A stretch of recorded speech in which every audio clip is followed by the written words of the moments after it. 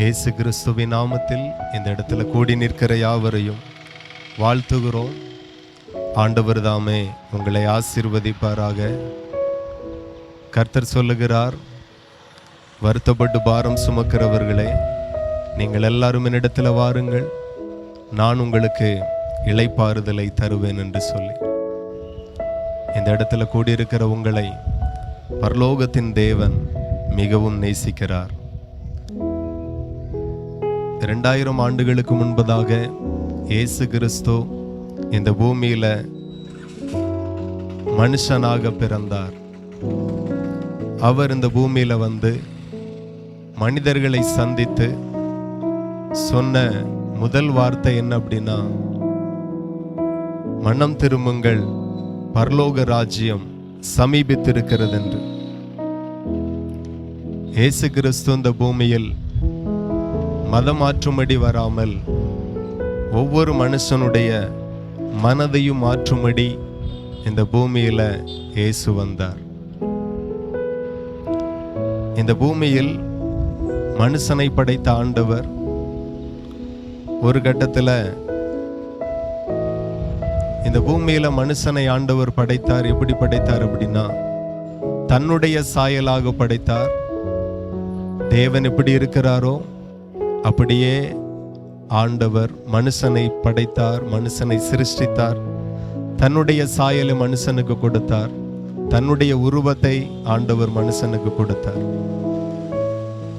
ஆண்டவர் விரும்பினார், பார்க்க தன்னை போலேயே இருக்கணும், நான் எப்படி இருக்கிறேனோ அப்படியே மனுஷனும் இருக்கணும், என்னுடைய சுபாவம் எப்படி இருக்கிறதோ அப்படியே மனுஷனுடைய சுபாவமும் இருக்க வேண்டும் என்று தேவன் விரும்பினார்.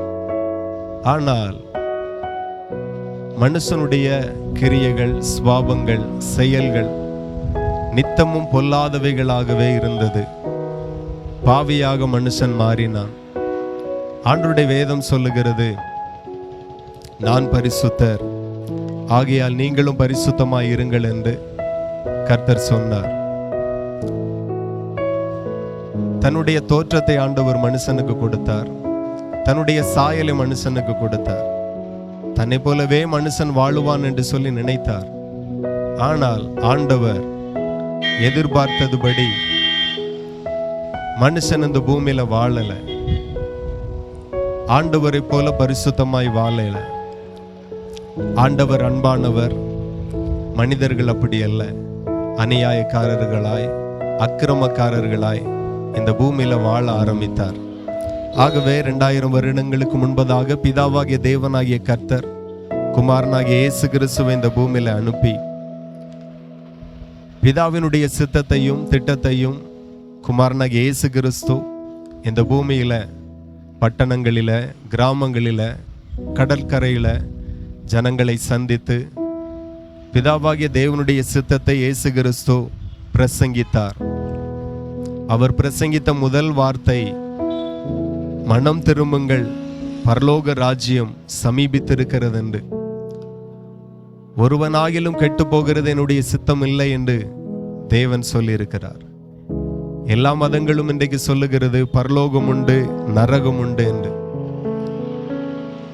ஒரு மனுஷன் பரிசுத்தமாக தேவனுக்கு பிரியமாய் வாழ்வானால் அந்த மனுஷன் பரலோகத்துக்கு போவான்.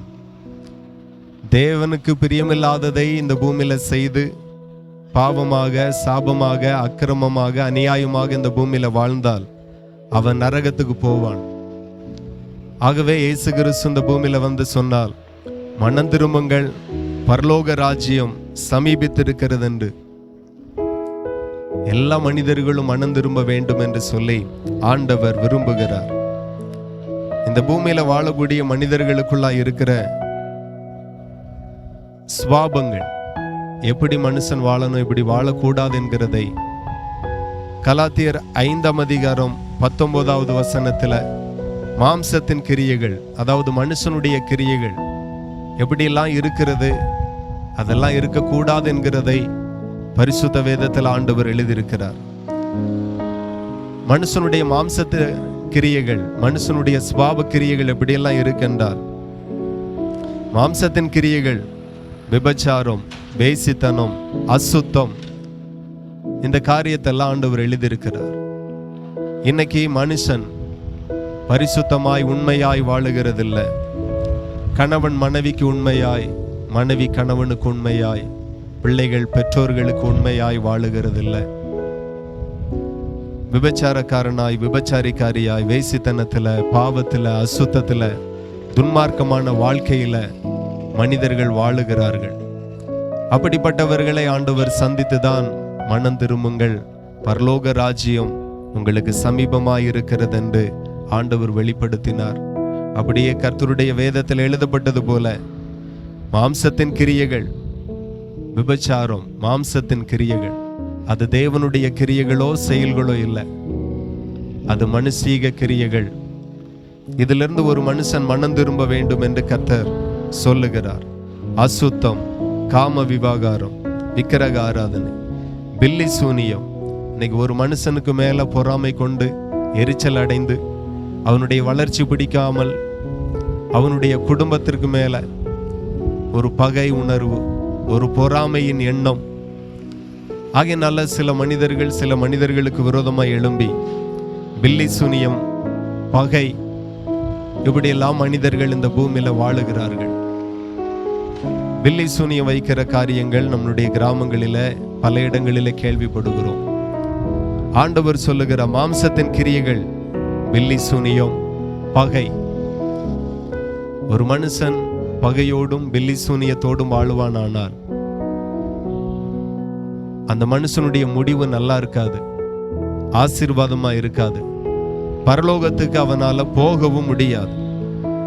ஆகையனால இயேசு கிறிஸ்து இந்த பூமியில வந்து சொன்னார், மனம் திரும்புங்கள், பகைகள் வேண்டாம், பில்லி சூனிய வேண்டாம், ஒருவருக்கு விரோதமாய் ஒருவருடைய மாந்திரிக கிரியைகள் வேண்டாம். எத்தனையோ பேர மனிதர்கள் பொறாமையினால, பகையினால, விரோதத்தினால, பில்லி சூனியத்தினால சிலரை பைத்தியமாக்கி இருக்கிறார்கள். சிலருடைய குடும்பத்திற்கு விரோதமாய் வைத்து தொழிலையும் வியாபாரத்தையும் கெடுக்கிற சூழ்நிலைகளும் சில இடங்களில் பார்க்கிறோம். ஆண்டவர் சொல்லுகிறார், மனம் திரும்புங்கள், பரலோக ராஜ்யம் சமீபித்திருக்கிறதென்று. பகையோடு வாழ வேண்டாம். நிறைய மனிதர்கள், வேதம் சொல்லுகிறது தேவன் அன்பாகவே இருக்கிறார். வானத்தையும் பூமியும் படைத்த ஆண்டவர் அன்பாகவே இருக்கிறாராம், அன்பான தேவனா.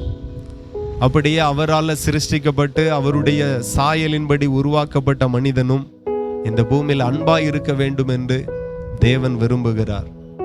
அன்பிலே நிலைத்திருக்கிறவன் தேவனில் நிலைத்திருக்கிறான், தேவனும் அவனில் நிலைத்திருக்கிறார் என்று வேதம் சொல்லுகிறது. ஒவ்வொரு மனுஷனும் அன்பிலே நிலைத்திருக்க வேண்டும் என்கிறதை ஆண்டவர் போதிக்கிறார், அதை விரும்புகிறார். நம்முடைய விருப்பத்தின்படி இந்த பூமியில வாழுவோமே ஆனால் ஆசீர்வாதத்திற்கு நம்ம தூரமா இருப்போம். படைத்த தேவனுக்கு பிரியமா இந்த பூமியில வாழுவோமே ஆனால் நம்மேல கர்த்தர் ஆசீர்வாதத்தை ஊற்றுவார். நம்முடைய குடும்பங்கள் ஆசீர்வதிக்கப்படும், நம்முடைய சந்ததிகள் ஆசீர்வதிக்கப்படும். இன்னைக்கு ஒரு மனுஷனுக்கு விரோதமாய் ஒரு மனுஷனை கொலை செய்யவே பல மாதங்களாக, பல வருஷங்களாக திட்டம் தீட்டி அலைகிறவர்களும் உண்டு.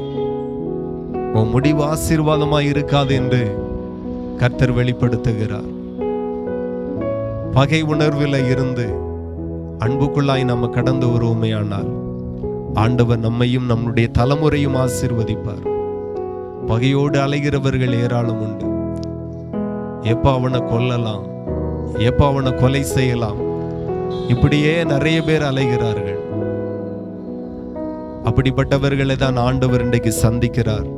மனம் திரும்புங்கள், பரலோக ராஜ்யம் சமீபமாய் இருக்கிறது. இந்த பூமியில் அதிகபட்சமாய் ஒரு மனுஷன் 70 வயசோ 80 வயசோ 90 வயசோ தான் வாழ முடியும். ஆனா பரலோகத்துல நித்திய காலமாய் நம்ம வாழ போகிறோம்.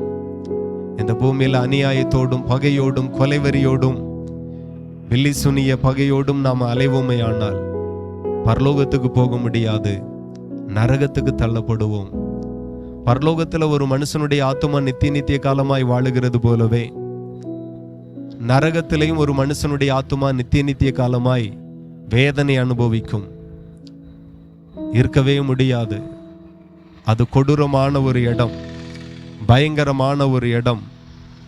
அக்கினியும் கந்தகமும் நரகத்தில் எரிந்து கொண்டே இருக்கும். அதில் ஒரு மனுஷன் நித்திய காலமாக, ஒரு வருஷத்தினுடைய லிமிட் கிடையாது, ஒரு நாட்களுடைய லிமிட் கிடையாது. அது நித்திய காலம் என்று வேதம் சொல்லுகிறது. பரலோகத்தினுடைய வாழ்வு சுகமாயிருக்கும், சந்தோஷமாயிருக்கும். அங்கே வியாதிகள் அல்ல, அங்கே போராட்டங்கள் அல்ல. பூமியில் நாம் சந்திக்கிற பிரச்சனைகள் கூட பரலோகத்தில் கிடையாது. அங்கே தேவனோடு இருப்போம். ஆகவே தேவனோடு நாம் இருக்க விரும்பினால் இந்த பூமியில் பகை உணர்வு, விபச்சாரம், வேசித்தனம், கொலைவெறி, பில்லி சூனியம், விரோதங்கள், வைராக்கியங்கள், நிறைய பேருக்குள்ளாய் பயங்கரமான வைராக்கியம். அவனா நானா, ஜாதி வைராக்கியம், மத வைராக்கியம், குடும்பத்திலேயே அண்ணன் பெரியவனா தம்பி பெரியவனா போட்டி, பயங்கரமான வைராக்கியம். வைராக்கியத்தோடு வாழுகிறவர்களை நாம் பார்க்கிறோம். ஆனால் இயேசு கிறிஸ்து அப்படி சொல்லலை.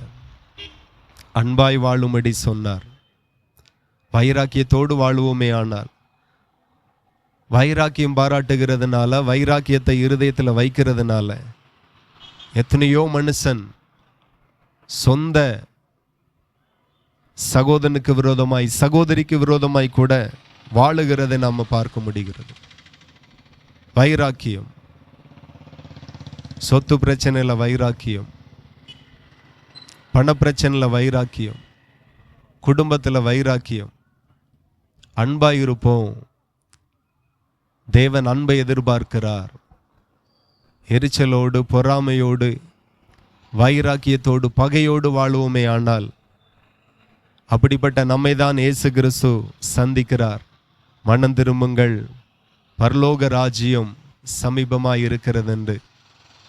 ஆகவே ஆண்டவர் மாம்சத்தின் கிரியைகள், விபச்சாரமான பாவம், வேசித்தனம், பொல்லாப்பு, பகை, கொலை, கொள்ளை, இப்படிப்பட்ட காரியங்கள் எல்லாம் நாம் விட்டு விலகுவோம்.